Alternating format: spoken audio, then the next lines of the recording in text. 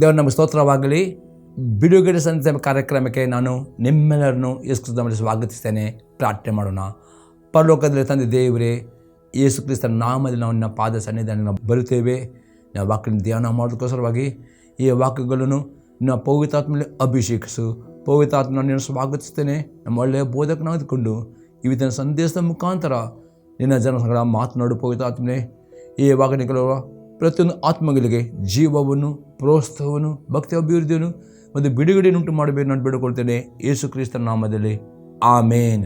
ಇವತ್ತು ಧ್ಯಾನ ಮಾಡ್ತೇವೆ ಯೋಹನನು ಬರೆದ ಮೊದಲನೇ ಪತ್ರಿಕೆ, ಅದರಲ್ಲಿ 1ನೇ ಅಧ್ಯಾಯದಲ್ಲಿ 5ರಿಂದ 7ನೇ ವಾಕ್ಯ ತನಕ. ನಾವು ಆತನಿಂದ ಕೇಳಿ ನಿಮಗೆ ತಿಳಿಸುವ ವಾರ್ತೆ ಯಾವುದೆಂದರೆ, ದೇವರು ಬೆಳಕಾಗಿದ್ದಾನೆ, ಆತನಲ್ಲಿ ಎಷ್ಟು ಮಾತ್ರವೂ ಕತ್ತಲೆ ಇಲ್ಲ ಎಂಬುದೇ. ನಾವು ದೇವರ ಸಂಗಡ ಅನ್ಯತೆ ಉಳ್ಳವರಾಗಿದ್ದೇವೆ ಎಂದು ಹೇಳಿ ಕತ್ತಲೆಯಲ್ಲಿ ನಡೆದರೆ ಸುಳ್ಳಾಡುವವರಾಗಿದ್ದೇವೆ, ಸತ್ಯವನ್ನು ಅನುಸರಿಸುವವರಲ್ಲ. ಆದರೆ ಆತನು ಬೆಳಕಿನಲ್ಲಿರುವಂತೆಯೇ ನಾವು ಬೆಳಕಿನಲ್ಲಿ ನಡೆದರೆ ನಾವು ಒಬ್ಬರ ಸಂಗಡೊಬ್ಬರು ಅನ್ಯತೆಯಲ್ಲಿದ್ದೇವೆ ಮತ್ತು ಆತನ ಮಗನಾದ ಯೇಸುವಿನ ರಕ್ತವು ಸಕಲ ಪಾಪವನ್ನು ನಿವಾರಣೆ ಮಾಡಿ ನಮ್ಮನ್ನು ಶುದ್ಧಿ ಮಾಡುತ್ತದೆ. ಇಲ್ಲಿ ಯೋಹನ ಹೇಳ್ತಾನೆ, ದೇವರು ಬೆಳಕಾಗಿದ್ದಾನೆ, ಆತನಲ್ಲಿ ಕತ್ತಲೆ ಎಂಬುದಿಲ್ಲ. ಅದರ್ಥ ದೇವರು ಪರಿಶುದ್ಧನಾಗಿದ್ದಾನೆ, ಕತ್ತಲೆಯಿಂದ ಪಾಪ ಎಂಬುದು ಆತನಿಲ್ಲ. ಮತ್ತು ಆತನ ವಾಕ್ಯದಲ್ಲಿ ನಾವು ದೇವರ ಸಂಗಡ ಅನ್ಯೋನ್ಯತೆ ಉಳ್ಳವನೇ ಹೇಳಿ ಕತ್ತಲೆ ನಡೆದರೆ ಸುಳ್ಳಾಡುವವರಾಗಿದೆ, ಸತ್ಯವನ್ನು ಅನುಸರಿಸು. ಅದರ್ಥ ದೇವರ ಸಂಗಡ ನೀವು ಅನ್ಯೋನ್ಯತೆ ಉಳ್ಳೊಂದು ಹೇಳಿಕೊಂಡು ಪಾಪದಲ್ಲಿ ಜೀವಿಸಿದರೆ ಸುಳ್ಳುಗಾರರ ಎಂಬುದಾಗಿ ಯೋಹನ ಹೇಳ್ತಾನೆ. ಮತ್ತು ಎಲ್ಲ ವಾಕ್ಯದಲ್ಲಿ ಹೇಳ್ತಾನೆ, ಆತನ ಬೆಳಕಿನಲ್ಲಿರುವಂತೆ ನಾವು ಬೆಳಕಿನಲ್ಲಿ ನಡೆದರೆ ಒಬ್ಬರ ಸಂಗಡೊಬ್ಬರ ಅನ್ಯತೆಯಲ್ಲಿರ್ತೇವೆ ಮತ್ತು ಆತನ ಮಗನಾದ ಯೇಸು ರಕ್ತವು ಸಕಲ ಪಾಪ ನಿವಾರಣೆ ಮಾಡಿ ಶುದ್ಧಿ ಮಾಡ್ತದೆ. ಅದರ್ಥವಾಗಿದೆ ದೇವರು ಪರಿಶುದ್ಧನಾಗಿದೆ. ಅದೇ ರೀತಿ ನೀವು ಪರಿಶುದ್ಧ ಜೀವನ ಜೀವಿಸುವುದಾದರೆ ಪ್ರತಿದಿನವೂ ಒಬ್ಬರ ಸಂಗಡೊಬ್ಬರ ಥರ ಪರಿಶುದ್ಧತೆಯಲ್ಲಿ, ಪ್ರೀತಿಯಲ್ಲಿ ನೀವು ಜೀವನ ಮಾಡುತ್ತೀರಿ. ಮತ್ತು ಎಷ್ಟು ದೇವರ ವಾಕ್ಯ ವಿದ್ಯಾರಾಗ್ತೀರಿ ಅಷ್ಟು ರಕ್ತ ಪರಿಪೂರ್ಣ ಶುದ್ಧಿ ಮಾಡ್ತದೆ ಅನ್ನೋದು ಅರ್ಥವಾಗಿದೆ. ಈ ವಾಕ್ಯದ ಪ್ರಕಾರ ದೇವರ ಸಂಗಡ ಹೇಗೆ ಅನ್ಯತೆ ಇಡುವುದು ಇದರ ಬಗ್ಗೆ ನಾವು ಕತ್ತಲೆ ಎಂಬುದೇನು ಇದು ವಿವರವಾಗಿ ನೋಡೋಣ. ಮೊದಲನೇ ಸಂಗತಿ ನೋಡ್ತೇವೆ, ದೇವರೊಂದಿಗೆ ಅನ್ಯತೆ ಇಡುವವರು ಆಗಬೇಕು. ನಾವು ನೋಡ್ತೇವೆ ಮಾರ್ಕನ ಬರೆದ ಸುವಾರ್ತೆ 1ನೇ ಅಧ್ಯಾಯದಲ್ಲಿ 35ನೇ ವಾಕ್ಯ. ಮುಂಜಾನೆ ಇನ್ನು ಮೊಬ್ಬಿರುವಾಗ ಆತನು ಎದ್ದು ಹೊರಟು ಅಡವಿಯ ಸ್ಥಳಕ್ಕೆ ಹೋಗಿ ದೇವರನ್ನು ಪ್ರಾರ್ಥಿಸುತ್ತಿದ್ದನು. ದೇವರೊಂದಿಗೆ ಅನ್ಯತೆ ಇಡುವುದು ಅದರ ಅರ್ಥವಾಗಿದೆ. ಮೊದಲ ಸಂಗತಿ ಆಗಿದೆ, ಯಾರು ಎಷ್ಟು ನಂಬಿಕೆ ಇಟ್ಟಿದ್ದೀರಿ ನೀವು ದೇವರು ನಿಮ್ಮ ತಂದೆಯಾಗಿದ್ದಾನೆ. ಎಷ್ಟು ನಂಬಿಕೆ ಇಡುವವರೆಲ್ಲರಿಗೆ ದೇವರು ತನ್ನ ಪವಿತ್ರಾತ್ಮವನ್ನು ಕೊಡುತ್ತಾನೆ ಎಂಬುದು ಅಪೊಸ್ತಲನು ಪೌಲನು ಹೇಳ್ತಾನೆ. ಈ ಪವಿತ್ರ ನಿಮ್ಮ ಆತ್ಮದಲ್ಲಿ ಅಪ್ಪ ತಂದೆ ಕೂಗುತ್ತಾನೆ. ಅದು ಅನ್ಯತೆ ಪ್ರಾರ್ಥನೆ ಜೀವಿತ ಅತಿ ಇಂಪಾರ್ಟೆಂಟ್. ಯೇಸು ಕ್ರಿಸ್ತನು ಈ ಭೂಲೋಕದಲ್ಲಿರುವಾಗ ತನ್ನ ತಂದೆಯೊಟ್ಟಿಗೆ ಅನ್ಯತೆ ಇಟ್ಕೊಂಡು ಪ್ರಾರ್ಥನೆ ಮುಖಾಂತರ ಪ್ರಾರ್ಥನೆಗೆ ನೀವು ಒಂದು ವೈಯಕ್ತಿಕ ಒಂದು ಸಮಯವನ್ನು ಗೊತ್ತು ಮಾಡಬೇಕು. ದಿನಾಲು ವೈಯಕ್ತಿಕವಾಗಿ 1 ಗಂಟೆಯಾದರೂ ಪ್ರಾರ್ಥನೆ ಮಾಡೋ ಅಭ್ಯಾಸ ಮಾಡಿಕೊಳ್ಳಬೇಕು. ಎಷ್ಟು ನೀವು ದೇವರೊಟ್ಟಿಗೆ ಪ್ರಾರ್ಥನೆ ಮಾಡ್ತೀರೋ ಅಷ್ಟು ದೇವರ ಸಂಗಡ ಅನ್ಯತೆ ಇಡಲಿಕ್ಕೆ ನಿಮಗೆ ಸಾಧ್ಯವಾಗ್ತದೆ. ಹಾಗೆ ಕುಟುಂಬವಾಗಿ ನೀವು ಪ್ರಾರ್ಥನೆ ಮಾಡಲಿಕ್ಕೆ ಅಭ್ಯಾಸ ಮಾಡಬೇಕು. ಹಾಗೆ ಸಭೆಯಾಗಿ ನೀವು ಪ್ರಾರ್ಥನೆ ಮಾಡೋ ಅಭ್ಯಾಸ. ಈ ರೀತಿ ಪ್ರಾರ್ಥನೆ ಮುಖಾಂತರ ದೇವರೊಟ್ಟಿಗೆ ಅನ್ಯತೆ ಇಡುವವರು ಆಗುತ್ತೇವೆ. ಮತ್ತು ಅಷ್ಟೇ ಪ್ರಾರ್ಥನೆ ಮಾತ್ರ ಅಲ್ಲ, ಪ್ರಾರ್ಥನೆ ಜೊತೆಯಲ್ಲಿ ದೇವರ ವಾಕ್ಯವನ್ನು ಓದುವ ಪ್ರಾರ್ಥನೆ ಮತ್ತು ವಾಕ್ಯ ಎರಡೂ ಬೇಕು. ಹೇಗೆ ನೀವು ಪ್ರಾರ್ಥನೆ ಮಾಡ್ತಿರೋ ಹಾಗೆ ವಾಕ್ಯ ಓದಬೇಕು. ದೇವರ ವಾಕ್ಯದ ಮುಖಾಂತರ ನಿಮ್ಮ ಪ್ರಾರ್ಥನೆ ಮುಖಾಂತರ ನೀವು ದೇವರ ಸಂಗಡ ಮಾತನಾಡ್ತೀರಿ, ವಾಕ್ಯದ ಮುಖಾಂತರ ದೇವರು ಹೀಗೆ ಪ್ರಾರ್ಥನೆ ವಾಕ್ಯ ಎರಡಿಗೆ ನೀವು ಒಂದು ವೈಯಕ್ತಿಕ ಒಂದು ಸಮಯವನ್ನು ಗೊತ್ತುಪಡಿಸಿ ಆ ಒಂದು ಸಮಯದಲ್ಲಿ ವೈಯಕ್ತಿಕ ಒಂದು ಪ್ರಾರ್ಥನೆ ಮಾಡಿದಾಗೆ ದಿನಾಲು ವೈಯಕ್ತಿಕವಾದಿ ಕೆಲವು ಬೈಬಲ್ ಅಲ್ಲೊಂದು ಹೊಸ ಮಡಿಕೆಯೂ ಕ್ರಮಬದ್ಧವಾಗಿ ಓದುವ ಒಂದು ಅಭ್ಯಾಸ ಮಾಡಿ ಈ ರೀತಿ ನೀವು ಮಾಡುವುದಾದರೆ ದೇವರ ಅನ್ಯತೆ ಇಡಲಿಕ್ಕೆ ಸಾಧ್ಯವಾಗಿದೆ. ಹಾಗೆ ಸಭೆಯಾಗಿ ಸೇರಿ ಅನ್ಯತೆ ಸೇರಿ ಅತಿ ಅಗತ್ಯವಾಗಿದೆ. ನಾವು ನೋಡ್ತೇವೆ ಅಪೊಸ್ತಲರ ಕೃತ್ಯ 2ನೇ ಅಧ್ಯಾಯದಲ್ಲಿ 42ನೇ ವಾಕ್ಯ. ಇವರು ಅಪೊಸ್ತಲರ ಬೋಧನೆ ಕೇಳುವುದರಲ್ಲಿಯೂ ಸಹೋದರ ಅನ್ಯೋನ್ಯತೆಯಲ್ಲಿಯೂ ರೊಟ್ಟಿ ಮುರಿದಲ್ಲಿಯೂ ಪ್ರಾರ್ಥನೆಗಳಲ್ಲಿಯೂ ನಿರತರಾಗಿದ್ದರು. ಹೇಗೆ ವ್ಯಕ್ತಿಗವಾಗಿ ಪ್ರಾರ್ಥನೆ ಮಾಡ್ತಿರೋ ಕುಟುಂಬ ಪ್ರಾರ್ಥನೆ ಅದೇ ರೀತಿ ಪ್ರತಿ ಆದಿತ್ಯರ ವಾರಕ್ಕೆ ಒಂದು ದಿನವಾದರೂ ಸಭೆಯಾಗಿ ಸೇರಿ ಬರೋದನ್ನು ಅಲಕ್ಷ್ಯ ಮಾಡಬಾರ್ದು. ಪ್ರತಿ ವಾರಕ್ಕೆ ಒಂದಿನ ಆದಿತ್ಯ ದಿವಸ ನೀವು ಸಭೆ ಸೇರಿ ಬಂದು ಸಭೆಯಲ್ಲಿ ಬೋಧಕರದಲ್ಲಿಯೂ ರೊಟ್ಟಿ ಮುರಿದಲು ಪ್ರಾರ್ಥನೆ ನಿರತ. ಈ ರೀತಿ ಪ್ರೇ ದೇವರೊಟ್ಟಿಗೆ ಅನ್ನೋದು ಪ್ರಾರ್ಥನೆ ಆಗಿದೆ. ಇನ್ನೊಂದು ಅರ್ಥವಾಗಿದೆ, ದೇವರ ವಾಕ್ಯವನ್ನು ಓದುವುದು ಆಗಿದೆ, ದೇವರ ವಾಕ್ಯ ಧ್ಯಾನ ಮಾಡುವುದು ಆಗಿದೆ ಪ್ರೇ. ಇನ್ನೊಂದು ಅರ್ಥವಾದ ದೇವರ ಅನ್ನೋದು. ಮೂರನೇ ಅರ್ಥವಾಗಿದೆ, ದೇವರ ವಾಕ್ಯಕ್ಕೆ ವಿಧೇಯರಾಗಿ ನಡೆದು. ನಾನು ನೋಡ್ತೇವೆ ಪ್ರೇ 1ನೇ ಯೋಹನ ಪತ್ರಿಕೆ 3ನೇ ಅಧ್ಯಾಯದಲ್ಲಿ 24ನೇ ವಾಕ್ಯ, ಆತನ ಆಜ್ಞೆಗಳನ್ನು ಕೈಕೊಂಡು ನಡೆಯುವವನು ಆತನಲ್ಲಿ ನೆಲೆಗೊಂಡಿರುತ್ತಾನೆ, ಆತನು ಇವನಲ್ಲಿ ನೆಲೆಗೊಂಡಿರುತ್ತಾನೆ. ಯೋಹನ ಹೇಳ್ತಾನೆ, ದೇವರ ಹತ್ತಿರ ಪ್ರಾರ್ಥನೆ ಮಾಡೋದು ಮಾತ್ರ, ವಾಕ್ಯ ಓದುವುದು ಮಾತ್ರ ಅಲ್ಲ, ಧ್ಯಾನ ಮಾಡೋದು, ವಾಕ್ಯದಲ್ಲಿ ಇರುವ ಆಜ್ಞೆಯನ್ನು ಕೈಕೊಂಡು ನಡೆಯುತ್ತಾರೆ, ನೀವು ದೇವರ ಹತ್ರ ನೆಲೆಗೊಳ್ಳುತ್ತೀರಿ ಮತ್ತು ದೇವರು ನಿಮ್ಮ ಆತ್ಮದಲ್ಲಿ ನೆಲೆಗೊಳ್ಳುತ್ತಾನೆ ಎಂಬುದಾಗಲಿ ಯೋಹನ ಹೇಳ್ತಾನೆ. ಏಕೆಂದರೆ ನಮ್ಮಲ್ಲಿ ನೆಲೆಗೊಂಡಿದ್ದಾನೆಂದು ಆತನು ನಮಗೆ ಅನುಗ್ರಹ ಆತ್ಮನಿಂದಲೇ ಬಲ್ಲೆ. ಪ್ರೇ ದೇವರ ಆತ್ಮನು ನಿಮ್ಮಲ್ಲಿ ಇದ್ದೇನೆಂಬುದಾಗಿ ನಿಮ್ಮ ಆತ್ಮ ಭರವಸೆ ಕೊಡುತ್ತದೆ ಪ್ರೇ.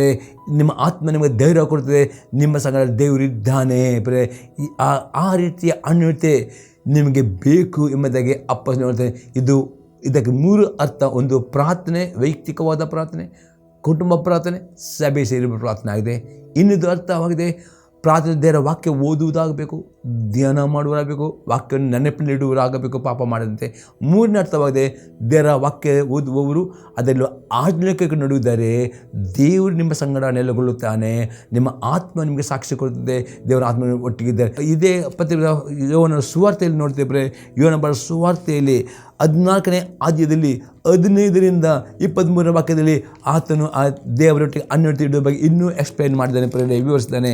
ಯೋಹನ ಬರೆದ ಸುವಾರ್ತೆ 14ನೇ ಅಧ್ಯಾಯದಲ್ಲಿ 15ರಿಂದ 23ನೇ ವಾಕ್ಯ ತನಕ, ನೀವು ನನ್ನನ್ನು ಪ್ರೀತಿಸುವವರಾದರೆ ನನ್ನ ಆಜ್ಞೆಯನ್ನು ಕೈಕೊಂಡು ನಡೆಯುವಿರಿ, ಆಗ ನಾನು ತಂದೆಯನ್ನು ಕೇಳಿಕೊಳ್ಳುವನು, ಆತ ನಿಮಗೆ ಬೇರೊಬ್ಬ ಸಹಾಯಕನನ್ನು ಸದಾಕಾಲ ನಿಮ್ಮ ಸಂಗಡ ಇರುವುದಕ್ಕೆ ಕೊಡುವನು. ಆ ಸಹಾಯಕನೆಂದರೆ ಸತ್ಯದಾತ್ಮನೇ. ಲೋಕವು ಆತನು ನೋಡದೆಯೂ ತಿಳಿದಿಯೂ ಇರುವುದರಿಂದ ಆತನನ್ನು ಹೊಂದಲಾರದು. ನೀವು ಆತನನ್ನು ಬಲ್ಲಿರಿ, ಏಕೆಂದರೆ ನಿಮ್ಮ ಬಳಿಯಲ್ಲಿ ವಾಸ ಮಾಡ್ತಾನೆ ಮತ್ತು ನಿಮ್ಮೊಳಗೆ ಇರುವನು. ಅತಿ ಸ್ಪಷ್ಟನೆ ದೇವರ ಸಂಗ ಅನ್ಯೋನ್ಯತೆ ತಿಳಿದು ಪ್ರಾರ್ಥನೆ, ವಾಕ್ಯ ಮತ್ತು ಆತನ ಆಜ್ಞೆಗಳನ್ನು ಕೈಕೊಂಡು ನಡೆಯುವುದು. ಈ 3 ಸಂಗತಿ ನೀವು ಮಾಡುವುದಾದರೆ 100% ಯುದ್ಧ ಸಂಗಡ ನಡೆಯುತ್ತದೆ. ಅಷ್ಟೇ ದೇವರ ಪವಿತ್ರ ಆತ್ಮನು ನಿಮ್ಮಲ್ಲಿ ವಾಸ ಮಾಡ್ತಾನೆ, ನಿಮ್ಮ ಆತ್ಮಲ್ಲಿ ನಿಮ್ಮ ಸಂಗಡ ಇರುತ್ತಾನೆ. ನಿಮ್ಮ ಆತ್ಮ ದೃಢವಾಗಿ ನಿಮಗೆ ಸಾಕ್ಷಿ ಕೊಡುತ್ತದೆ, ನಿಮ್ಮ ಸಂಗಡ ದೇವರಿದ್ದಾನೆ. ದೇವರ ಆತ್ಮನ ಅಭಿಷೇಕ ನಿಮ್ಮಲ್ಲಿ ಇದ್ದ ಅನುಭವ ನಿಮಗೆ ಆಗ್ತದೆ, ನಿಮ್ಮ ಆತ್ಮ ಸಾಕ್ಷಿ ಕೊಡುತ್ತದೆ ಮತ್ತು ದೇವರು ನಿಮ್ಮ ಸಂಗಡ ಇರ್ತಾನೆ ಎಂಬುದರಲ್ಲಿ ಯೇಸು ಕ್ರಿಸ್ತನು ಹೇಳುತ್ತಾನೆ. 18ನೇ ವಾಕ್ಯದ ಓದ್ತೇನೆ, ನಾನು ನಿಮ್ಮನ್ನು ಅನಾಥರಾಗಿ ಬಿಡುವುದಿಲ್ಲ, ನಿಮ್ಮ ಬಳಿಗೆ ಬರುತ್ತೇನೆ. ಇನ್ನು ಸ್ವಲ್ಪ ಕಾಲವಾದ ಮೇಲೆ ಲೋಕವು ನನ್ನನ್ನು ನೋಡುವುದಿಲ್ಲ, ಆದರೆ ನೀವು ನನ್ನನ್ನು ನೋಡುವಿರಿ. ನಾನು ಬದುಕುವುದರಿಂದ ನೀವು ಬದುಕುವಿರಿ. ನನ್ನ ತಂದೆಯಲ್ಲಿಯೂ ನೀವು ನನ್ನಲ್ಲಿಯೂ ನಾನು ನಿಮ್ಮಲ್ಲಿಯೂ ಇರುವುದನ್ನು ನೀವು ಆ ದಿನದಲ್ಲಿ ತಿಳಿದುಕೊಳ್ಳುವಿರಿ. ನನ್ನ ಆಜ್ಞೆಗಳನ್ನು ಹೊಂದಿ ಅವುಗಳನ್ನು ಕೈಕೊಂಡು ನಡೆಯುವವನೇ ನನ್ನನ್ನು ಪ್ರೀತಿಸುವವನು. ನನ್ನನ್ನು ಪ್ರೀತಿಸುವವನು ನನ್ನ ತಂದೆಗೆ ಪ್ರಿಯನಾಗಿರುವನು. ನಾನು ಅವನನ್ನು ಪ್ರೀತಿಸಿ ಅವನಿಗೆ ಕಾಣಿಸಿಕೊಳ್ಳುವೆನು ಎಂದು ಹೇಳಿದನು. ಇವನು ಇಸ್ಕರಿಯೋತನಲ್ಲ, ಸ್ವಾಮಿ, ನೀನು ಲೋಕಕ್ಕೆ ಕಾಣಿಸಿಕೊಳ್ಳದೆ ನಮಗೆ ಮಾತ್ರ ಕಾಣಿಸಿಕೊಳ್ಳುವುದಕ್ಕೆ ಏನು ಸಂಭವಿಸಿತು ಎಂದು ಕೇಳಿದ್ದಕ್ಕೆ ಯೇಸು ಅವನಿಗೆ, ಯಾರಾದರೂ ನನ್ನನ್ನು ಪ್ರೀತಿಸುವನಾದರೆ ನನ್ನ ಮಾತ್ರ ಕೈಕೊಂಡು ನಡೆಯುವನು, ಅವನು ನನ್ನ ತಂದೆಯು ಪ್ರೀತಿಸುವನು ಮತ್ತು ನಾವಿಬ್ಬರು ಅವನ ಬಳಿಗೆ ಬಂದು ಅವನ ಬಳಿಯಲ್ಲಿ ಬಿಡಾರವನ್ನು ಮಾಡಿಕೊಳ್ಳುವೆ. ಪ್ರಿಯ ಅತಿ ಸ್ಪಷ್ಟ ಇವನು ಹೇಳ್ತಾನೆ, ಪ್ರಿಯರೇ, ದೇವರು ಬೆಳಕಾಗಿದ್ದಾನೆ, ಆತನ ಕತ್ತಲಲ್ಲಿ ಎಂಬುದಿಲ್ಲ. ದೇವರ ಸಂಗಡ ಅನ್ನೋತಿರುವವನು ಕತ್ತಲಲ್ಲಿ ನಡೆದರೆ ಅವನು ಸುಳ್ಳಾಡುತ್ತಾನೆ. ಆಗದ ನೀವು ಕತ್ತಲ್ಲಿ ನಡೆಯುವರಲ್ಲ, ಬೆಳಕಿನ ನಡೆಯುವರು ಅಂದರೆ ಆಗದೆ ದೇವರ ಅನ್ನೋತಿಲ್ಲಿ ಅತಿ ಸ್ಪಷ್ಟ. ಒಂದು, ನಿಮ್ಮ ಪ್ರಾರ್ಥನೆ. ಎರಡನೇದಾಗಿ ದೇವರ ವಾಕ್ಯವನ್ನು ದಿನವೂ ಓದುವವರಾಗಬೇಕು, ಧ್ಯಾನ ಮಾಡುವವರಾಗಬೇಕು. ದೇವರ ವಾಕ್ಯವು ನಿಮ್ಮ ಮನಸ್ಸಲ್ಲಿ ಜ್ಞಾಪಕದ ಇಟ್ಟುಕೊಳ್ಳುವರಬೇಕು ಮತ್ತು ದೇವರ ವಾಕ್ಯದಲ್ಲಿರುವ ಆಜ್ಞೆ ಕೈಕೊಂಡು ನಡೆಯುತ್ತಾರೆ. 100% ತಂದೆ, ಮಗ, ಪವಿತ್ರಾತ್ಮ, ತ್ರೈಕ ದೇವರು ನಿಮ್ಮ ಆತ್ಮದಲ್ಲಿ ಬಿಡಾರ ಮಾಡಿಕೊಳ್ಳುತ್ತವೆ.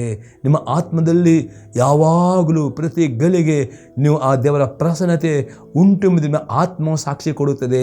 ಇದು ಆಗಿದೆ ದೇವರ ಅನ್ಯತೆ. ಈ ಅನ್ಯತೆ ನೀವು ದಿನಾಲೂ ಬಯಸುವುದಾದರೆ ಪ್ರೇ, ದೇವರು ನಮ್ಮ ಸಂಗಡ ಇರುವಾಗ ಯಾವ ವೇರಿಯೂ ನಿಮ್ಮ ಮುಂದಲಿಕ್ಕಾಗುವುದಿಲ್ಲ, ಯಾವ ರೋಗವು ನಿಮ್ಮ ಹತ್ತಿರಕ್ಕೆ ಬರೋದಿಲ್ಲ. ದೇವರು ನಿಮ್ಮ ಸಂಗಡ ಇರುವಾಗ ನೀವು ಹೊರಗೆ ಹೋಗುವ ಆಶೀರ್ವಾದ, ಮನೆಗೆ ಬರುವ ಎಲ್ಲ ಆಶೀರ್ವಾದವು ಶುಭ ಕೃಪೆಯು ನೀವು ಅನುಭವ ಮಾಡ್ತೀರಿ. ಎಲ್ಲ ಸಮಯದಲ್ಲಿ ಕರ್ತನ ಸಮಾಧಾನವು ನಿಮ್ಮಲ್ಲಿ ನೆಲೆಗೊಳ್ಳುತ್ತದೆ. ಎಲ್ಲದರಲ್ಲಿ ಪ್ರೇ ದೇವರು ಇದ್ದಾನೆ ಎಂಬ ಆತ್ಮವು ನಿಮಗೆ ಸಾಕ್ಷಿ ಕೊಡುವಾಗ ಪ್ರೇ, ನೀವು ಯಾವ ಸಂಗತಿಗೂ ನೀವು ಭಯ ಪಡುವ ಅಗತ್ಯವಿಲ್ಲ. ಅಪೊಸ್ತಲ ಯೋಹನ ಹೇಳ್ತಾರೆ, 1 ಯೋಹನ ಬರೆದ ಪತ್ರಿಕೆ 4ನೇ ಅಧ್ಯಾಯದಲ್ಲಿ 4ನೇ ವಾಕ್ಯದಲ್ಲಿ ಈಗ ಹೇಳ್ತಾನೆ, ಲೋಕದವನಿಗಿಂತಲೂ ಅತಿ ದೊಡ್ಡದಾದ ದೇವರ ಪವಿತ್ರ ಆತ್ಮ ನಿಮ್ಮನ್ನು ನೆಲೆಗೊಂಡಿದ್ದಾನೆ. ಅದಕ್ಕೆ ನೀವು ಸುಳ್ಳು ಪ್ರವಾದಿಗಳನ್ನು ಜಯಿಸ್ತೀರಿ, ನೀವು ಯಾವುದಕ್ಕೂ ನೀವು ಲೋಕವನ್ನು ಜಯಿಸ್ತೀರಿ. ಯಾಕಂದರೆ ದೇವರ ತಾನೇ ತಂದೆ ಮಗ ಪವಿತ್ರ ಏಕ ದೇವರು ನಿಮ್ಮ ಒಟ್ಟಿಗೆ ಇರುತ್ತಾರೆ. ಈ ರೀತಿಯ ಅನ್ಯತೆ ದೇವರು ನಿಮ್ಮಲ್ಲಿ ಬಯಸುತ್ತಾನೆ ಪ್ರೇರೆ. 2ನೇ ಸಂಗತಿ, ಈ ರೀತಿಯ ಅನ್ಯತೆ ನೀವು ಬಯಸಬೇಕಾದರೆ ಪಾಪದ ಜೀವಿತವನ್ನು ಬಿಟ್ಟು ಬಿಡುವರು ಆಗಬೇಕು.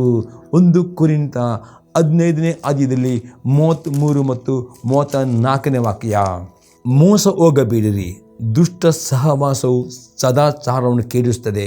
ಇಂಥ ಅಮಲಿಂದೆಚ್ಚಿತು ನೀತಿವಂತರಾಗಿರಿ, ಪಾಪವನ್ನು ಬಿಟ್ಟು ಬಿಡಿರಿ. ಕೆಲವರಿಗೆ ದೇವರ ವಿಷಯದಲ್ಲಿ ಜ್ಞಾನವಿಲ್ಲ, ನಿಮಗೆ ನಾಚಿಕೊಟ್ಟಬೇಕು ಅದನ್ನು ಹೇಳುತ್ತೇನೆ. ಇಲ್ಲಿ ಅಪೊಸ್ತಲ ಪೌಲ್ ಹೇಳ್ತಾನೆ ಪ್ರೇ, ದೇವರು ಪರಿಶುದ್ಧನಾಗಿದ್ದಾನೆ. ಅಲ್ಲಿ ಹೇಳ್ತಾನೆ, ಆದಷ್ಟು ಮಾತ್ರ ಕತ್ತಲಿಲ್ಲ, ದೇವರ ಅನ್ಯತೆ ಹೇಳಿಕೊಂಡು ಕತ್ತಲ್ಲಿ ನಡೆದ ಸುಳ್ಳಾಡುವನಾಗಿ ಸತ್ಯವನ್ನು ಅನುಸರಿಸ ಅಲ್ಲ ಅಂದರ್ಥ. ದೇವರು ಪರಿಶುದ್ಧನಾಗಿದ್ದಾನೆ. ಆ ದೇವರ ಸಂಗಡ ನೀವು ಪ್ರಾರ್ಥನೆ ಮಾಡ್ತೀರಿ, ವಾಕ್ಯ ಓದಿ ವಾಕ್ಯ ವಿಧೇಯರಾಗುವುದಾದರೆ ನಿಮ್ಮಲ್ಲಿ ಪಾಪವು ನೀವು ಮಾಡಬಾರ್ದು. ಪಾಪವು ನಿಮ್ಮಲ್ಲಿದ್ದರೆ ದೇವರ ಪ್ರಸನ್ನತೆ ಅನುಭವ ಮಾಡಲಿಕ್ಕೆ ನಿಮಗೆ ಅದು ಪೂರ್ತಿ ಅನುಭವ ಮಾಡಲಿಕ್ಕೆ ಅಸಾಧ್ಯವಾಗ್ತದೆ. ಪಾಪವು ನಿಮ್ಮಲ್ಲಿರುವ ದೇವರ ಆತ್ಮನಿಗೆ ನಿಮ್ಮ ಒಟ್ಟಿಗೆ ನಿಲ್ಲಲಿಕ್ಕೆ ಅದು ಅಭಿಷೇಕವು ಹೊಂದಲಿಕ್ಕೆ ಅಡ್ಡಿ. ಅದಕ್ಕೆ ಪಾಪದ ಜೀವಿತವನ್ನು ಬಿಟ್ಟು ಬಿಡಬೇಕು, ನೀತಿವಂತ ಜೀವಿಸಬೇಕು ಎಂಬುದೇ ಅಪೊಸ್ತಲನು ಹೇಳುತ್ತಾನೆ, ಯೋಹನನು ಹೇಳುತ್ತಾನೆ. ಇನ್ನೊಂದು ಎಕ್ಸಾಂಪಲ್ ನೋಡ್ತೇವೆ, 2ನೇ ಕೊರಿಂಥದವರಿಗೆ ಪತ್ರಿಕೆ 6ನೇ ಅಧ್ಯಾಯದಲ್ಲಿ 16ರಿಂದ 18ನೇ ವಾಕ್ಯ, ದೇವರ ಮಂದಿರಕ್ಕೂ ವಿಗ್ರಹಗಳಿಗೂ ಒಪ್ಪಿಗೆಯೇನು? ನಾವು ಜೀವ ಸ್ವರೂಪ ದೇವರ ಮಂದಿರವಾಗಿದ್ದೇವಲ್ಲ. ಇದರ ಸಂಬಂಧವಾಗಿ ದೇವರು ನಾನು ಅವರಲ್ಲಿ ವಾಸಿಸುತ್ತಾ ತಿರುಗಾಡುವೆನು, ನಾನು ಅವರಿಗೆ ದೇವರಾಗಿರುವೆನು, ಅವರು ನನಗೆ ಪ್ರಜೆಯಾಗಿರುವರು ಎಂದು ಹೇಳಿದ್ದಾನೆ. ಆದ್ದರಿಂದ ಅನ್ಯಜನರ ಮಧ್ಯದಿಂದ ಹೊರಟು ಬಂದು ಪ್ರತ್ಯೇಕವಾಗಿರಿ, ಅಶುದ್ಧವಾದ ಯಾವುದನ್ನು ಮುಟ್ಟದಿರಿ ಎಂದು ಕರ್ತನು ಹೇಳುತ್ತಾನೆ.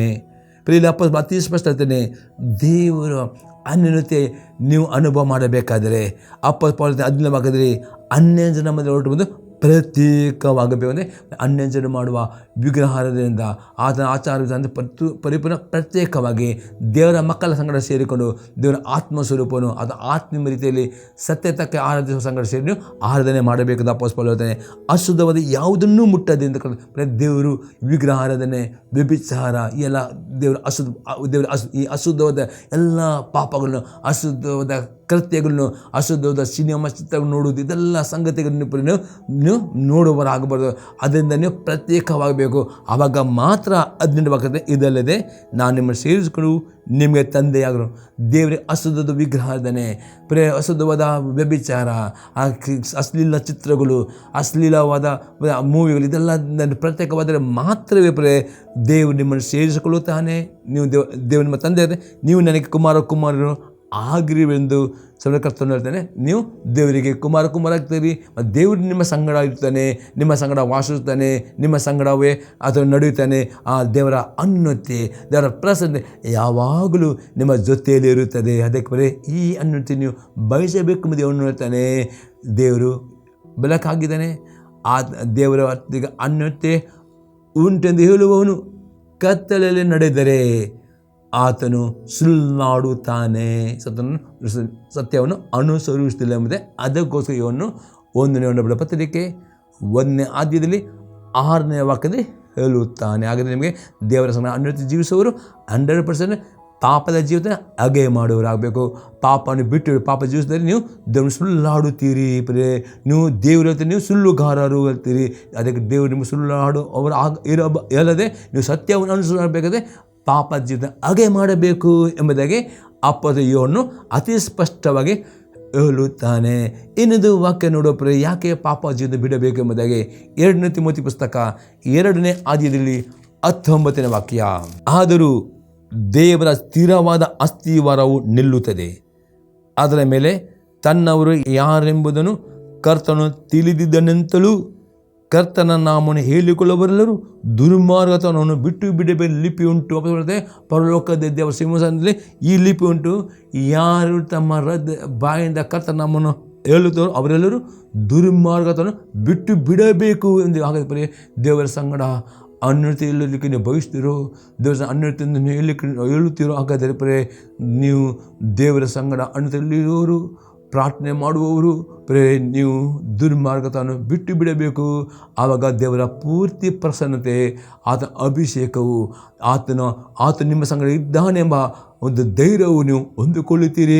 ಮತ್ತು ಆತನು 100% ಪ್ರತಿಕ್ಷಣ ನಿಮ್ಮ ಸಂಗಡ ಇದ್ದುಕೊಂಡು ನೀವು ಹೋಗುವಾಗಲೂ ಆಶೀರ್ವಾದ, ಬರುವಾಗಲೂ ಆಶೀರ್ವಾದ, ನಿಮ್ಮ ಕಾಲು ಕಲ್ಲಿಗೆ ತಗಲಂತೆ ಆತ ನಿಮ್ಮನ್ನು ಕೈ ಎತ್ತಿಕೊಳ್ಳುತ್ತಾನೆ. ನಿಮ್ಮ ಮಗುಲಿ 1000 ಜನ ಸತ್ತು ಬಿದ್ದರು, ಬಲಗಡೆ 10,000 ಜನ ಸತ್ತು ಬಿದ್ದರು, ಯಾವ ವ್ಯಾಧಿ ನಿಮ್ಮನ್ನು ಮುಟ್ಟದ ನೀರು ಕಾಪಾಡ್ತಾನೆ. ನೀವು ಪರಿಪೂರ್ಣ ದೇವರ ಸಂರಕ್ಷಣೆ ಒಳಗಿರ್ತಾನೆ. ಯಾವ ಕೀಳು ನಿಮಗೆ ಸಂಭವ ಉಪದ್ರ ನಿಮಗೆ ಸಮೀಪಕ್ಕೂ ಬರುವುದಿಲ್ಲ. ಈ 91 ಕೀರ್ತನೆಯ ಪ್ರತಿಯೊಂದು ವಾಗ್ದಾನ ನಿಮ್ಮದಾಗುತ್ತದೆ ಪ್ರಿಯರೇ. ಈಗ 3ನೇ ಸಂಗತಿ ನೋಡ್ತೇವೆ. ಅಲ್ಲಿ 1 ಯೋಹನ 1:7 ವಾಕ್ಯದಲ್ಲಿ ಹೀಗೆ ಉಂಟು, ಆತನು ಬೆಳಕಿನಲ್ಲಿರುವಂತೆ ನಾವು ಬೆಳಕಿನಲ್ಲಿ ನಡುವುದಾದರೆ ನಾವು ಒಬ್ಬರ ಸಂಗಡೊಬ್ಬರು ಅನ್ಯತೆಯಲ್ಲಿದ್ದೇವೆ ಮತ್ತು ಆತನ ಮಗನಾದ ರಕ್ತವು ನಮ್ಮ ಸಕಲ ಪಾಪವನ್ನು ಶುದ್ಧಿ ಮಾಡುತ್ತದೆ. ಇದರ ಅರ್ಥ ನೋಡ್ರೆ ಬೆಳಕಿನವರಂತೆ ಹೇಗೆ ನಡೆದುಕೊಳ್ಳುವುದು ಎಂಬುದು ನೋಡೋಣ ಪ್ರಿಯರೇ. ರೋಮಾಪುರದ ಪತ್ರಿಕೆ 13ನೇ ಅಧ್ಯಾಯದಲ್ಲಿ 11ರಿಂದ 14ನೇ ವಾಕ್ಯ ತನಕ, ಈಗಿನ ಕಾಲವು ನಿದ್ದೆಯಿಂದ ಎಚ್ಚರವಾಗತಕ್ಕ ಕಾಲವೆಂದು ಅರಿತು ಇದನ್ನೆಲ್ಲ ಮಾಡಿರಿ. ನಾವು ಕ್ರಿಸ್ತನನ್ನು ಮೊದಲು ನಂಬಿದ ಕಾಲದಲ್ಲಿ ಇದ್ದದಕ್ಕಿಂತ ಈಗ ನಮ್ಮ ವಿಮೋಚನೆ ಹತ್ತಿರವಾಯಿತು. ವಾಪಸ್ ಹೇಳ್ತಾನೆ, ಯೇಸು ಕ್ರಿಸ್ತನ ಬರೋಣ ತುಂಬ ಸಮೀಪವಾಗಿದೆ, ಆತನ ರ್ಯಾಪ್ಚರ್ ಹತ್ತಿರ ಉಂಟು ಎಂಬುದು ವಾಪಸ್ ಹೇಳ್ತಾನೆ. ಅದೇ ಅನ್ನ ವಾಕ್ಯದಲ್ಲಿ ಈಗ ಹೇಳ್ತಾನೆ, ಇರಲು ಬಾಲ ಮಟ್ಟಿಗೆ ಕಳೆಯಿತು, ಹಗಲು ಸಮೀಪವಾಯಿತು, ಕತ್ತಲೆಗೆ ಅನುಗುಣವಾದ ಕೃತ್ಯಗಳನ್ನು ಬಿಟ್ಟು ಬೆಳಕಿಗೆ ಅನುಗುಣ ಆಯುಧವನ್ನು ಧರಿಸಿಕೊಳ್ಳೋಣ. ಪ್ರಕಟಣೆ ಪಾಪಗಳನ್ನು ಕತ್ತಲೆಗೆ ಅನುಗುಣವಾದ ಪಾಪವನ್ನು ಬಿಟ್ಟು ಬಿಡಬೇಕು. ಈ ಪಾಪದ ಕತ್ತಲೆಯನ್ನು ಬಿಟ್ಟುಕೊಂಡು ಬೆಳಕಿಗೆ ಅನುಗುಣ ಆಯುಧ ಧರಿಸಿಕೊಳ್ಳೋಣ. ಬೆಳಕಿಗೆ ಅನುಗುಣ ಆಯುಧ ಅಂದರೆ ಪವಿತ್ರಾತ್ಮ ಫಲಗಳನ್ನು ಧರಿಸಿಕೊಳ್ಳಬೇಕು. ಪವಿತ್ರಾತ್ಮನ ಫಲಗಳು ನಿಮಗೆ ಕಂಡು ಬರಬೇಕು. ನೀತಿವಂತ ಜೀವಿಸಬೇಕು ತಪ್ಪಿಸ್ಕೊಂಡು ಹೇಳ್ತಾನೆ. ಅದೇ 13 ವಾಕ್ಯತಾನೆ, ದುಂದುವತನ, ಕುಡುಗಿತನಗಳಲ್ಲಿ ಆಗಲಿ, ಕಾಮವಿಲಾಸ, ನಿರ್ಲಜ್ಜ ಕೃತ್ಯಗಳಲ್ಲಿ ಆಗಲಿ, ಜಗಳ, ಒಟ್ಟಿಕಿಚ್ಚುಗಳಲ್ಲಿ ಆಗಲಿ ಕಾಲ ಕಳೆಯದೆ ಹಗಲು ತೆಗೆಯತಕ್ಕ ಹಾಗೆ ಮಾನಸ್ಥರಿಗೆ ನಡೆದುಕೊಳ್ಳೋಣ. ಪಾಪದಲ್ಲಿ ಜೀವಿಸಿಕೊಂಡು ನಿಮ್ಮ ಸಮಯ ವೇಸ್ಟ್ ಮಾಡದೆ ನೀವು ಪರಿಶುದ್ಧರಾಗಿ, ನೀತಿವಂತರಾಗಿ, ಭಕ್ತಿಯುಳ್ಳ ಜೀವನ ಮಾಡಬೇಕು. ಯಾಕಂದರೆ 14 ವಾಕ್ಯದಲ್ಲಿ ದೇಹದ ಆಶೆಗಳನ್ನು ಚಿಂತಿಸದೆ ಕರ್ತನ ಯೇಸು ಕ್ರಿಸ್ತ ಧರಿಸಿಕೊಳ್ಳಿ. ಪ್ರತಿ ಗಲಿಗೆ ನಿಮ್ಮ ದೇಹದ ಆಶೆ ಚಿಂತಿಸುತ್ತದೆ. ಕರ್ತನ ಯೇಸು ಕ್ರಿಸ್ತನೇ ದೇವರ ವಾಕ್ಯಕ್ಕೆ ವಿಧೇಯರಾಗಿ ಪರಿಶುದ್ಧರಾಗಿ ಜೀವಿಸುವವರು ಆಗಬೇಕು. ಬೆಳಕಿಗೆ ಅನುಕೂಲ ಆಗಿದ್ದರೆ ಪವಿತ್ರಾತ್ಮ ನಡೆಯಬೇಕು. ಕತ್ತಲೆ ಸಮಯದಲ್ಲಿ ಪಾಪಗಳನ್ನು ಬಿಟ್ಟು ಬಿಡಬೇಕು ಎಂಬುದಾಗಿ ಹೇಳುತ್ತಾನೆ. ಇನ್ನೊಂದು ಎಕ್ಸಾಂಪಲ್ ನೋಡ್ತೇವೆ.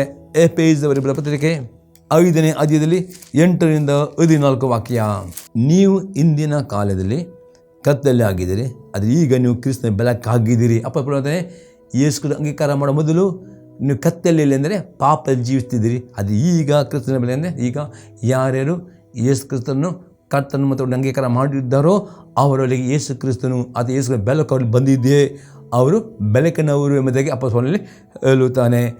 9ನೇ ವಾಕ್ಯ, ಬೆಳಕಿನವರು ನಡೆದುಕೊಳ್ಳಿರಿ. ಬೆಳಕು ದೇವರ ವಾಕ್ಯವೇ ಬೆಳಕಾಗಿದೆ. ಕೀರ್ತನೆ 119 ಕೀರ್ತನೆಯಲ್ಲಿ 105ನೇ ವಾಕ್ಯದಲ್ಲಿ ನಿನ್ನ ವಾಕ್ಯವೇ ನನ್ನ ಕಾಲಿಗೆ ದೀಪವು. ದೇವರ ವಾಕ್ಯ ನಮಗೆ ದೀಪವಾಗಿದೆ. ದೇವರ ವಾಕ್ಯಕ್ಕೆ ಯಾರು ವಿಧೇಯರಾಗ್ತಾರೋ ಅವರು ಬೆಳಕಿನಂತೆ ನಡೆದುಕೊಳ್ಳುತ್ತಾರೆ. ನಪ್ಪಸ್ಕೊಂಡು ಹೇಳ್ತಾನೆ, ಬೆಳಕಿನ ಫಲವು ಉಪಕಾರದಲ್ಲಿಯೂ ನೀತಿಯಲ್ಲಿ ಕಾಣಬೇಕಾಗಿದೆ. ನಿಮ್ಮಲ್ಲಿ ಬೆಳಕುಂಟು, ನಿಮ್ಮಲ್ಲಿ ಯೇಸು ಕ್ರಿಸ್ತ ಉಂಟು ಎಂದು ಗೊತ್ತಾಗುವುದು ಹೇಗೆಂದರೆ ಅದು ಉಪಕಾರದಲ್ಲಿಯೂ ನೀತಿಯಲ್ಲಿಯೂ ಸತ್ಯ ಕಂಡು. ನಿಮ್ಮಲ್ಲಿ ಬೆಳಕು ಇರುವುದಾದರೆ ಈ 3 ಫಲಗಳು, ಈ 3 ಸಂಗತಿಗಳನ್ನು ನಿಮ್ಮ ಬೆಳಗಿನ ಫಲವು ನೀವು ಆದಷ್ಟು ಉಪಕಾರ ಮಾಡ್ತೀವಿ. ಇನ್ನೊಬ್ಬರಿಗೆ ಉಪಕಾರ ಮಾಡುವ ಉಪಕಾರದಲ್ಲಿಯೂ ನೀತಿಯಲ್ಲಿ ನಿಮ್ಮ ನೀತಿಯ 9 ಫಲಗಳು ಪ್ರೀತಿ, ಸಂತೋಷ, ಸಮಾಧಾನ, ದೀರ್ಘಶಾಂತಿ, ದಯೆ, ಉಪಕಾರ, ನಂಬಿಕೆ, ಸಾಧುತ್ವ, ಸಮಿತಿ 9 ಫಲಗಳು ನಮಗೆ ಕಂಡು ಬರುತ್ತವೆ. ಪ್ರೇರೆ ನೀತಿವಂತಿಕೆ ಫಲಗಳು ತೋರಿ ಬರ್ತವೆ. ಮತ್ತು ಸತ್ಯದಲ್ಲಿ ನೀವು ಸತ್ಯವಂತರಾಗಿ ಪರಿಶುದ್ಧ, ಈ ರೀತಿಯಲ್ಲಿ ನಿಮ್ಮಲ್ಲಿರುವ ಬೆಳಕು ಕಂಡು ಬರಬೇಕು ಎಂಬುದು ಅಪ್ಪ ಹೇಳ್ತಾನೆ. ನಂತರ ಕರ್ತನಿಗೆ ಮೆಚ್ಚಬೇಕಾದದ್ದು ಏನೆಂಬುದನ್ನು ಪರಿಶುದ್ಧ ತಿಳ್ಕೊಳ್ಳಿರಿ. ನೀವು ಬೆಳಕು ನೋಡಿದ್ರೆ ನೀವು ಏನು ಕೆಲಸ ಮಾಡುವಾಗ, ಬಿಸ್ನೆಸ್ ಮಾಡುವಾಗ, ಸೇವೆ ಕರ್ತನಿಗೆ ಮೆಚ್ಚಬೇಕಾಗುತ್ತದೆ ತಿಳಿದು ಕರ್ತನಿಗೆ ಮೆಚ್ಚಬೇಕಾದದ್ದನ್ನು ಮಾಡಬೇಕು ವಿನ ಕರ್ತನಿಗೆ ಮೆಚ್ಚಬೇಕಾದ ಯಾವುದನ್ನು ಮಾಡಬಾರದು ಎಂಬುದು ಅಪೊಸ್ತಲ ಪೌಲ ಹೇಳ್ತಾನೆ. 11ನೇ ವಾಕ್ಯ, ಕರ್ತನಿಗೆ ಸಂಬಂಧವಾದ ಕರ್ತನೆಗಳ ಯಾವ ಪ್ರಯೋಜನ ಬರಲಾರದು, ಅವುಗಳಲ್ಲಿ ಪಾಲುಗಾರರಾಗಿರದೆ ಅವುಗಳನ್ನು ಬಯಲಿಗೆ ತಂದು ಖಂಡಿಸಿರಿ. ಇದರ್ಥನೇ ನೀವು ಪಾಪಕ್ಕೆ ಸಂಬಂಧಪಟ್ಟ ಯಾವುದೇ ಕರ್ತವ್ಯಗಳನ್ನು ಮಾಡದೆ ಪಾಪದಿಂದ ನೀವು ದೂರ ಇರಬೇಕು ಎಂಬುದಾಗಿ ಅಪೊಸ್ತಲ ಹೇಳ್ತಾನೆ. 12ನೇ ವಾಕ್ಯ, ಆ ಜನರು ರಹಸ್ಯವಾಗಿ ನಡೆಸುವ ಕೆಲಸಗಳನ್ನು ಕುರಿತು ಮಾತನಾಡುವುದು ನಾಚಿಕೆ. ರಹಸ್ಯವಾಗಿ ಮಾಡೋ ಪಾಪಗಳು ಆ ಬಗ್ಗೆ ಮಾತನಾಡುವುದು ಸಹ ಅದು ನಾಚಿಕೆ ಕಾರಣವಾಗಿದೆ. 13ನೇ ವಾಕ್ಯ, ಬೆಳಕಿನ ಎಲ್ಲ ಕರ್ತವ್ಯಗಳ ನಿಜ ಗುಣ ತೋರಿ ಬರುತ್ತದೆ. ಬೆಳಕಂದರೆ ದೇವರ ವಾಕ್ಯ, ಎಷ್ಟು ದೇವರ ಓದುತ್ತೀರೋ, ಎಷ್ಟು ವಾಕ್ಯ ಧ್ಯಾನ ಮಾಡೋದು, ಆಗ ಈ ದೇವರ ವಾಕ್ಯದ ಮುಖಾಂತರ ಪಾಪ ಯಾವುದು ಎಂಬುದು ಸರಿ ನಿಮ್ಗೆ ಗೊತ್ತಾದೆ. ಪಾಪದ ಜೀವಿತವನ್ನು ಪಾಪದ ಬಿಟ್ಟು ಬಿಡಬೇಕಾದ್ರೆ ಅದನ್ನ ಕೆಟ್ಟದೇ ಎಂದು ಕಾಣಿಸ್ಬಿಟ್ಟು ನಿಮ್ಮ ಜೀವಿತದಲ್ಲಿ ಯಾವುದೇ ರೀತಿಯ ಕತ್ತಲೆ ಪಾಪ ಬರದಂತೆ ದಿನಾಲು ವಾಕ್ಯವನ್ನು ಓದುವವರಾಗಬೇಕು. ವಾಕ್ಯ ಧ್ಯಾನ ಆಗ ನಿಮಗೆ ಪಾಪ ಎಂಬುದು ಅತಿ ಸ್ಪಷ್ಟವಾಗಿದೆ. ಆ ಪಾಪದಿಂದ ಪ್ರತ್ಯೇಕವಾಗಬೇಕು ಎಂಬುದು ಅಪೊಸ್ತಲ. ಮತ್ತು 14ನೇ ವಾಕ್ಯ, ಆದ್ದರಿಂದ ನಿದ್ರೆ ಮಾಡುವವನೇ ಎಚ್ಚರವಾಗು, ಸತ್ತನ್ನು ಬಿಟ್ಟು ಹೇಳು, ಕ್ರಿಸ್ತನಿಗೆ ಪ್ರಕಾಶ ಕೊಡುವನು ಎಂದು ಹೇಳಿದೆ. ಅಂದರೆ ಅದರ್ಥ ಯಾರು ಪ್ರಾರ್ಥನೆ ಮಾಡೋದಿಲ್ಲೋ, ಯಾರು ದೇವರ ವಾಕ್ಯ ಓದುವುದಿಲ್ಲವೋ, ದೇವರ ವಾಕ್ಯಕ್ಕೆ ವಿಧೇಯರಾಗುವುದಿಲ್ಲೋ, ಯಾರ ಸಭೆಯ ಅನ್ಯತೆಯಲ್ಲಿ ಸೇರಿಬುದು ಅವರು ಅವರ ಆತ್ಮ ಸತ್ತು ಹೋಗ್ತದೆ. ಅದಕ್ಕೆ ನಿಮ್ಮ ಆತ್ಮ ಸತ್ತು ಹೋಗದಂತೆ ಪ್ರತಿದಿನ ನೀವು ವೈಯಕ್ತಿಕವಾಗಿ ಪ್ರಾರ್ಥನೆ ಮಾಡೋ ಅಭ್ಯಾಸ ಮಾಡಿಕೊಳ್ಳಿರಿ. ಕುಟುಂಬವಾಗಿ ಪ್ರಾರ್ಥನೆ ಮಾಡೋ ಅಭ್ಯಾಸ ಮಾಡಿ ಪ್ರತಿ ಆದರೂ ತಪ್ಪದೇ ಸಭೆಗೆ ಬರಬೇಕು. ಅದೇ ರೀತಿ ಪ್ರತಿನಿತ್ಯ ದೇವರ ವಾಕ್ಯ ಓದುವ ಅಭ್ಯಾಸ ಮಾಡಬೇಕು. ಅಷ್ಟು 5ನೇದಾಗಿ ವಿಧೇಯತೆ ಬೇಕು. 5 ಸಂಗತಿ ನೀವು ಮಾಡಬೇಕು. ಒಂದೇಳೆ ಪ್ರಾರ್ಥನೆ ಇಲ್ಲ, ಕುಟುಂಬ ಪ್ರಾರ್ಥನೆ ಇಲ್ಲ, ಸಭೆ ಅನ್ನುತ್ತಿಲ್ಲ, ವಾಕ್ಯ ಓದುವುದಿಲ್ಲ, ವಿಧೇಯತೆ ಇಲ್ಲದರೆ ನಿಮ್ಮ ಆತ್ಮ ಸಾಯುತ್ತದೆ. ಅಪೊಸ್ತಲ ಹೇಳ್ತದೆ, ನಿದ್ರೆ ಮಾಡುವವನೇ ಅಂದರೆ ಯಾರು ಈ 5 ಸಂಗತಿ ಮಾಡಿದ ಅವರು ಆತ್ಮ ನಿದ್ರಿಸುತ್ತದೆ, ಅದು ಆತ್ಮ ಸಾಯುತ್ತದೆ. ನಿದ್ರೆ ಮಾಡುವವನೇ ಎಚ್ಚರವಾಗು, ಸತ್ತವನ್ನು ಬಿಟ್ಟು ಹೇಳು, ಕ್ರಿಸ್ತನು ನಿನಗೆ ಪ್ರಕಾಶ ಕೊಡುವವನು. ಅಂದರೆ ಅದ ಕ್ರಿಸ್ತನು ಅಂದರೆ ಯೇಸು ಕ್ರಿಸ್ತ ನಿಮಗೆ ಪ್ರಕಾಶ ಕೊಡಬೇಕಾ, ಯೇಸು ಕ್ರಿಸ್ತ ನಿಮಗೆ ಪವಿತ್ರ ಅಭಿಷೇಕ ಬೇಕಾ, ಆಶೀರ್ವಾದ ಮಾಡಬೇಕಾ, ನೀವು ಪ್ರಾರ್ಥನೆ ಮಾಡಿ ದಿನಾಲು ಪ್ರಾರ್ಥನೆ ಮಾಡಬೇಕು. ಕುಟುಂಬವಾಗಿ ಇರುವುದೇ ಕುಟುಂಬ ಪ್ರಾರ್ಥನೆ ಮಾಡಬೇಕು. ಸಭೆಯಲ್ಲಿ ಅನ್ಯೋನ್ಯತೆ ಸೇರಿ ಬೆಳಬೇಕು. ದಿನಾಲು ತಪ್ಪದೆ ವಾಕ್ಯ ಓದುವ, ವಾಕ್ಯ ವಿದ್ಯೆ, ಈ 5 ಸಂಗತಿಗಳನ್ನು ಮಾಡುವುದರೆ ದೇವರ ಆಶೀರ್ವಾದವು ನಿಮ್ಮ ಮೇಲೆ, ಅಭಿಷೇಕವು ನಿಮ್ಮಲ್ಲಿ ಇರುತ್ತದೆ. ಈ ರೀತಿ ಬೆಳಕನ್ನು ನಡೆದುಕೊಂಡರೆ ಮಾತ್ರ ಒಬ್ಬರೊಬ್ಬರನ್ನು ಯಥಾರ್ಥವಾಗಿ ಶುದ್ಧನ ಪ್ರೀತಿ ಮಾಡ್ತೀರಿ. ಆವಾಗ ಯೇಸು ರಕ್ತ ಅಂದರೆ ಎಷ್ಟು ದೇವರ ನಾವು ವಿಧೇಯರಾಗ್ತಿರೋ ಆ ವಿಧೇಯತೆಯ ಮೂಲಕ ಯೇಸು ರಕ್ತವನ್ನು ಪರಿಪೂರ್ಣ ಶುದ್ಧೀಕರಿಸಲ್ಪಡುತ್ತದೆ. ಪ್ರೇರೆ ಇನ್ನೊಂದು ವಾಕ್ಯ ನೋಡ್ತೇವೆ. 1 ಥೆಸಲೋನಿಕದ ಪತ್ರಿಕೆ 5ನೇ ಅಧ್ಯಾಯದಲ್ಲಿ 4ರಿಂದ 9ನೇ ವಾಕ್ಯ ತನಕ. ಆದರೆ ಸಹೋದರರೇ, ಆ ದಿನ ಕಲ್ಲನ್ನಂತೆ ಮೇಲೆ ಬರತಕ್ಕದಲ್ಲ. ನೀವು ಕತ್ತಲಲ್ಲಿ ಇವರಲ್ಲ, ನೀವು ಬೆಳಕಿನವರು ಹಗಲಿನವರು ಆಗಿದ್ದರಷ್ಟೇ. ನಾವು ರಾತ್ರಿಯವರಲ್ಲ, ಕತ್ತಲೆಯವರಲ್ಲ. ಆದ ಕಾರಣ ನಾವು ಇತರಂತೆ ನಿದ್ದೆ ಮಾಡದೆ ಎಚ್ಚರವಾಗಿರೋಣ, ಸ್ವಸ್ಥಚಿತ್ತರಾಗಿರೋಣ. ಅಪೊಸ್ತಲನು ಹೇಳ್ತಾನೆ, ಯೇಸು ಕ್ರಿಸ್ತನ ಬರೋಣ, ಆತನ ರ್ಯಾಪ್ಚರ್ ಅಥವಾ ಪ್ರತ್ಯಕ್ಷತೆ ಅಥವಾ ಸಭೆ ಎತ್ತಲ್ಪಡುವಿಕೆ ಎನಿಸಿದ ಗಳಿಗೆಲೆ ಆಗುತ್ತದೆ. ಯಾಕಂದರೆ ಸಭೆ ಎತ್ತಲ್ಪಟ್ಟ ನಂತರವೇ 7 ವರ್ಷದ ಸಂಕಟಗಳು, ಮಹಾಸಂಕಟಗಳು, ಇಂಗ್ಲೆಂಡ್ ಟ್ರಿಬ್ಯುಲೇಷನ್ ಪೀರಿಯಡ್ ಸ್ಟಾರ್ಟ್ ಆಗುತ್ತೆ. ಅಂತೂ ಕ್ರಿಸ್ತನು ಬರುತ್ತಾನೆ. ಆತನ 7 ವರ್ಷ ಆಳ್ವಿಕೆ ಆದ ನಂತರ ಯೇಸು ಕ್ರಿಸ್ತನು ಮತ್ತು ಆತನ ಭಕ್ತರು ಎರಡನೇ ಬರೋ ಮೊದಲು ಟ್ರಿಬ್ಯುಲೇಷನ್ ಪೀರಿಯಡ್ ಸ್ಟಾರ್ಟ್ ಆಗಬೇಕು. ಅದು ಆಗಬೇಕಾದರೆ ಸಭೆಯು ಎತ್ತಲ್ಪಡಬೇಕು. ಪಾಲುಗಾರರಾಗಬೇಕಾದ್ರೆ ಅಪೊಸ್ತಲನೇ ನಾವು ಕತ್ತಲೆಯವರಲ್ಲ, ಪಾಪದಲ್ಲಿ ಜೀವಿಸುವವರು ಆಗಬಾರದು. 7-8 ವಾಕ್ಯದ ನಿದ್ದೆ ಮಾಡುವರು ರಾತ್ರಿ ನಿದ್ದೆ ಮಾಡುತ್ತಾರೆ, ಅಮಲ್ಯರು ರಾತ್ರಿ ಅಮಲ್ಯರುತ್ತಾರಷ್ಟೇ. ನಾವಾದರೂ ಹಗಲಿನವರಾಗಿ ವಿಶ್ವಾಸ ಪ್ರೀತಿಗಳೆಂಬ ವಜ್ರಕವಚವನ್ನು ರಕ್ಷಣೆಯ ನಿರೀಕ್ಷೆ ಸ್ಥಿರಸ್ಥಾನವನ್ನು ಧರಿಸಿಕೊಂಡು ಸ್ವಸ್ಥರಾಗೋಣ. ಅಪೊಸ್ತಲನೇ ದೇವರ ಮೇಲಿಟ್ಟ ವಿಶ್ವಾಸ ಮತ್ತು ಪ್ರೀತಿ ಎಂದರೆ ದೇವರ ಎಲ್ಲ ಆಜ್ಞೆ ಕೈಕೊಂಡು ನಡೆಯುವುದು. ಈ ವಿಶ್ವಾಸ ಪ್ರೀತಿ ಎಂಬ ವಜ್ರಕವಚ ತೆಗೆದುಕೊಳ್ಳಬೇಕು. ರಕ್ಷಣೆ ಎಂಬ ನಿರೀಕ್ಷೆ ದೇವರ ವಾಕ್ಯನ ದಿನಾಲು ಧ್ಯಾನ ಮಾಡಬೇಕು. ಆಗ ನಿಮಗೆ ಆ ನಿರೀಕ್ಷತೆ ಯೇಸು ಕ್ರಿಸ್ತನು ಬೇಗನೆ ಬರುತ್ತಾನೆ ಎಂಬ ಆ ನಿರೀಕ್ಷೆ ನಿಮ್ಮಲ್ಲಿ ಇರಬೇಕು. ಯಾಕೆಂದರೆ 9ನೇ ವಾಕ್ಯ, ದೇವರು ನಮ್ಮನ್ನು ತನ್ನ ಕೋಪಕ್ಕೆ ಗುರಿ ಆಗಬೇಕು ನೇಮಿಸದೆ ನಮ್ಮ ಕರ್ತನಾದ ಯೇಸು ಕ್ರಿಸ್ತನ ಮೂಲಕವಾಗಿ ರಕ್ಷಣೆ ಸಂಪಾದಿಸಿಕೊಳ್ಳಬೇಕು ನೇಮಿಸಿದನು. ದೇವರ ಚಿತ್ತವಾಗಿದೆ. ಯೇಸು ನಂಬಿಕೆಟ್ಟ ಪ್ರತಿಯೊಬ್ಬರು ಪ್ರತಿದಿನ ದೇವರ ಸಂಗಡ ಅನ್ನಿಟ್ಟಿರಬೇಕು, ದೇವರು ಬಯಸ್ತಾನೆ. ಮತ್ತು ಅಷ್ಟೇ ದೇವರ ಸಪ್ರೇ ನಮ್ಮ ಸಂಗಡ ಅನ್ನಿಡಲಿಕ್ಕೆ ದೇವರು ಭವಿಸುತ್ತಾನೆ. ಯಾರಲ್ಲಿ ದೇವರು ವಾಸ ಮಾಡುತ್ತಾನೋ ಅವರು ಈ ಲೋಕಕ್ಕೆ, ಯೇಸು ಕ್ರಿಸ್ತ ನೀವು ಲೋಕಕ್ಕೆ ಬೆಳಕಾಗಿದ್ದೀರಿ, ನೀವು ಈ ಲೋಕದಲ್ಲಿ ಬೆಳಕಾಗಿದ್ದೀರಿ. ಆ ಬೆಳಕಾದವರು ಯೇಸು ಕ್ರಿಸ್ತನೇ ನಿಮ್ಮ ಒಳ್ಳೆಯ ಕ್ರಿಯೆಗಳನ್ನು ನೀವು ಮಾಡುತ್ತೀರಿ. ಆ ಒಳ್ಳೆಯ ಕ್ರಿಯೆಗಳು ನೋಡಿ ಅನ್ಯ ಜನರು ಸಹ ಕರ್ತನ ಕಂಡುಕೊಳ್ಳುವಾಗೆ ಮಾಡುತ್ತೀರಿ. ಅನ್ಯ ಜನರು ನಿಮ್ಮ ಮುಖಾಂತರ ದೇವರನ್ನು ಕಂಡುಕೊಳ್ಳುತ್ತಾರೆ, ದೇವರ ಮಹಿಮೆ ಕೊಡುತ್ತಾರೆ. ಈ ರೀತಿ ನೀವು ಈ ಲೋಕಕ್ಕೆ ಬೆಳಕಾಗಬೇಕು, ಬೆಳಕನ್ನು ನಡೆದುಕೊಳ್ಳಬೇಕು ಮತ್ತು ಯೇಸು ಕ್ರಿಸ್ತನ ಆ ರಾಪ್ಚರ್ನಲ್ಲಿ ಪಾಲುಗಾರರಾಗಬೇಕು ಎಂಬುದಾಗಿ ಫಸಲು ಯೋನ ಹಾಗಾದರೆ ಅದಕ್ಕೆ ಬೇಕಾದ ಒಂದು ಪ್ರಾರ್ಥನೆ, ದೇವರ ವಾಕ್ಯ, ಸಭೆಯ ಅನ್ಯೋನ್ಯತೆ, ವಿಧೇಯತೆ ಈ 4 ಸಂಗತಿಗಳು ನಿಮ್ಮಲ್ಲಿ ಇರುವುದಾದರೆ ನೀವು ದೇವರ ನಂತರ ಇರ್ತೀರಿ. ಪಾಪ ನಿಮ್ಮಲ್ಲಿ ನಿಲ್ಲುವುದಿಲ್ಲ ಮತ್ತು ಒಬ್ಬರೊಬ್ಬರನ್ನು ಯಥಾರ್ಥ ಪ್ರೀತಿ ಮಾಡುತ್ತೀರಿ. ದೇವರ ವಾಕ್ಯ ನಿಮ್ಮನ್ನು ಪರಿಶುದ್ಧ ನಡೆಸಕ್ಕೆ 1 22ನೇ ವಾಕ್ಯ, 1 Peter 1:22 ಹೇಳ್ತದೆ. ಎಷ್ಟು ದೇವರ ವಾಕ್ಯಕ್ಕೆ ವಿಧೇಯರಾಗ್ತೀರಿ ಅಷ್ಟು ನಿಮ್ಮ ಆತ್ಮ ಪರಿಪೂರ್ಣ ಶುದ್ಧೀಕರಿಸಲ್ಪಡುತ್ತದೆ. ದೇವರ ನಮಗೆ ಸ್ತೋತ್ರವಾಗಲಿ. ಈ ಸಂದೇಶವು ನಿಮ್ಮ ಜೀವಿತದಲ್ಲಿ ಉತ್ತೇಜನವಾಗಿರುತ್ತದೆ. ನಿಮ್ಮ ಅಭಿಪ್ರಾಯ ತಿಳಿಸಿರಿ. ನಾನು ಈ ಸಮಯಕ್ಕೋಸ್ಕರ ಪ್ರಾರ್ಥನೆ ಮಾಡ್ತಾನೆ. ಯಾರೋ ರೋಗಿಗಳಿದ್ದಾರೆ, ಕಷ್ಟ ನಿಮ್ಮ ಕೈಯಲ್ಲಿ ಮೇಲೆಕ್ಕಿತ್ತೀರಿ, ನಾನು ಪ್ರಾರ್ಥನೆ ನಂಬಿರಿ. ದೇವರು ನಿಮ್ಮ ನಂಬಿಕೆ ಪ್ರಕಾರ ಮುಟ್ಟುವನಾಗಿದ್ದಾನೆ. ನಿಮ್ಮ ಸಾಕ್ಷಿನ ಫೋನ್ ಮಾಡಿ ಹೇಳಿರಿ. ತಂದೆ ದೇವರೇ, ಯೇಸು ಕ್ರಿಸ್ತನ ನಾಮದಲ್ಲಿ ಇದನ್ನು ಪ್ರತಿ ವೀಕ್ಷಕರನ್ನು ತಂದೆ, ಮಗ ಮತ್ತು ಪವಿತ್ರ ಒಡೆದ ಒಪ್ಪಿಸಿಕೊಡುತ್ತೇನೆ. ದೇವರ ವೀಕ್ಷಕರನ್ನು ಕೇಳಿದ ವಾಕ್ಯದ ಪ್ರಕಾರ ಇನ್ನು ವೀಕ್ಷಕರು ನಿನ್ನ ಸಂಗಡ ಪ್ರಾರ್ಥನೆ ಮಾಡೋದಕ್ಕೆ ಆ ಪ್ರಾರ್ಥನೆಯ ಅಭಿಷೇಕವನ್ನು ರಿಲೀಸ್ ಮಾಡ್ತೇನೆ. ಪ್ರತಿಯೊಬ್ಬ ವೀಕ್ಷಕರಿಗೆ ದೇವರ ದಿನಾಲೇ ನಿನ್ನ ವ್ಯಕ್ತಿಗರು ಪ್ರಾರ್ಥನೆ ಮಾಡೋದಕ್ಕೆ, ಸಭೆಯಲ್ಲಿ ಅನ್ನು ತಿಳಿಯುವುದಕ್ಕೆ, ವಾಕ್ಯ ಓದುವುದಕ್ಕೆ, ವಾಕ್ಯ ವಿಧನ ಕೃಪೆಯನ್ನು ರಿಲೀಸ್ ಮಾಡ್ತಾರೆ ನಾಮದಲ್ಲಿ. ಈ ಸಭೆ ಯಾರಾದರೂ ರೋಗಿಗಳಿದ್ದಾರೆ, ಎಲ್ಲ ರೋಗಿಗಳ ವಿರುದ್ಧ ಕಾರ್ಯ ಮಾಡ್ತಾರೆ. ಎಲ್ಲ ರೋಗದ ದುಷ್ಟ ಆತ್ಮಗಳನ್ನು, ಎಲ್ಲ ರೋಗದ ದುರಾತ್ಮಗಳ ದುಷ್ಟ ಶಕ್ತಿಗಳನ್ನು ರೋಗದ ಶಾಪದಿಂದ ಈ ರೋಗಿಗಳನ್ನು ಯೇಸುವನ್ನು ಬಿಡುಗಡೆಗೊಳಿಸ್ತೇನೆ. ಮತ್ತು ಇದೇ ಸಮಯದಲ್ಲಿ ಯೇಸು ಗುಣಮಾಡ ಶಕ್ತಿಯನ್ನು ರಿಲೀಸ್ ಮಾಡ್ತಾನೆ. ಯೇಸು ಗುಣಮಾಡ ಶಕ್ತಿಯು ಪ್ರತಿಯೊಂದು ರೋಗಿಗಳು ಮುಟ್ಟಲಿ, ಅವ್ರ ರೋಗಗಳು ಗುಣವಾಗಲಿ. ಮತ್ತು ಪ್ರತಿಯೊಬ್ಬರನ್ನು ಆಶೀರ್ವಾದ, ಅವರ ಕೆಲಸ ಕಾರ್ಯಗಳನ್ನು ಆಶೀರ್ವಾದ, ಅವರ ಬಿಜ್ಜನ್ನು ಅವರ ಕುಟುಂಬದ ಆಶೀರ್ವಾದ ಮಾಡ್ತಾನೆ ಯೇಸು ಕ್ರಿಸ್ತನ ನಾಮದಲ್ಲಿ. ಆಮೇನ್. Praise the Lord. ದೇವರು ನಿಮ್ಮನ್ನು ಆಶೀರ್ವಾದ ಮಾಡಲಿ.